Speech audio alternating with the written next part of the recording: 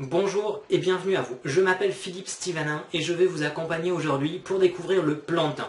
Le plantain est une plante extrêmement commune. On la retrouve partout, dans les jardins, sur les bords des routes, dans les prairies. Cependant, beaucoup moins de personnes connaissent ses utilisations thérapeutiques, ses propriétés médicinales. Comme dans la vidéo précédente, je reprendrai le même plan pour vous aider à aimer cette plante laissée de côté. Tout d'abord, je vous raconterai comment le plantain est apparu à travers une de ses légendes. Ensuite, je vous ferai l'historique de ses utilisations à travers les différents siècles. Et je finirai par le plus important, ses utilisations pour vous aider à vous soigner. Donc tout d'abord, je vous présente des photos des 3 espèces communes du plantain que l'on va retrouver dans nos régions. Il y a le petit, le moyen et le gros. Ils vont se différencier surtout grâce à leurs feuilles qui sont respectivement fines et élancées pour le plantain lancéolé, de taille moyenne pour le plantain moyen, et les feuilles du plantain majeur sont très larges. La légende que je vais vous raconter explique comment sont apparus le plantain lancéolé et le plantain majeur sur notre terre. Cette histoire se serait déroulée aux alentours du Moyen-Âge, dans une contrée éloignée dont le nom n'aura pas survécu au temps, malheureusement. Vivait dans un château une belle demoiselle, belle comme le jour, qui vivait là avec sa gouvernante, bien en chair. Leur demeure se situait non loin d'une route très fréquentée par de nombreux voyageurs. Il s'agissait de beaux seigneurs, de riches marchands, de poètes et de chevaliers, qui demandaient régulièrement asile pour la nuit. Tous, sans exception, tombaient amoureux de la jeune fille et lui déclaraient leur amour. Mais elle, dédaigneuse, n'avait cure de ces belles paroles. Cependant, un beau jour, un jeune homme frappa à la porte du château pour demander une chambre à coucher. Ses yeux étincelaient, sa bouche et ses joues rieuses faisaient écho au chant de 1000 oiseaux se réveillant. Toute la soirée, la maisonnée chanta, joua, dansa, encore et encore. Tard dans la nuit, sous une lune bienveillante, le jeune homme déclara son amour à la demoiselle, qui s'était déjà attachée à lui. Après une si belle veillée, le lendemain arriva bien vite, et les amoureux durent se séparer. Le jouvenceau devait retourner chez son père pour qu'il bénisse son union. Jamais il ne revint.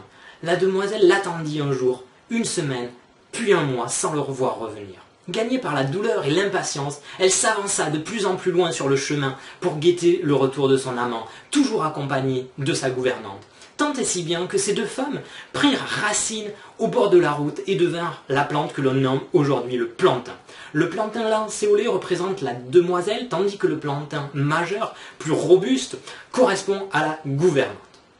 Il existe d'autres légendes expliquant l'autre nom du plantain, la plante aux 5 coutures.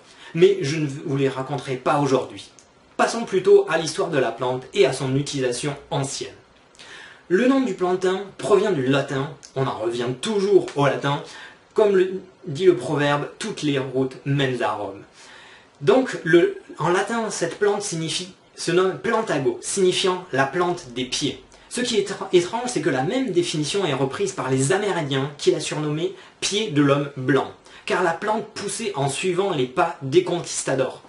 En effet, la graine se colle sous les chaussures dès qu'elles sont légèrement mouillées et peuvent ainsi se disséminer plus facilement.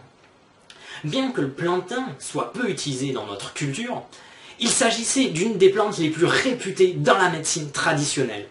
Des traces de son utilisation apparaissent dès la Grèce antique. Pline lui attribuait le mérite de soigner 24 maladies, dont la toux, les fièvres, et l'utilisait tout aussi bien par voie externe que par voie interne.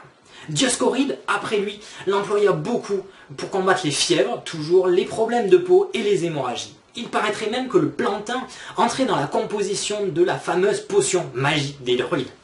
Au Moyen-Âge, saint Hildegarde le conseillait pour ses vertus cicatrisantes et expectorantes.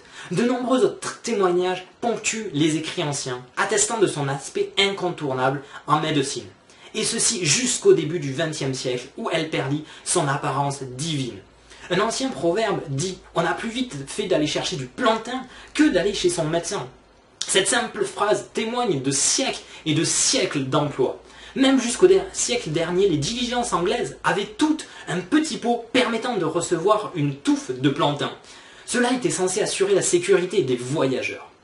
Concernant l'usage quotidien du plantain, On se consomme très bien en salade, surtout les jeunes pousses. De plus, les graines feront également le festin de vos petits animaux de compagnie. Je parle bien entendu de vos oiseaux.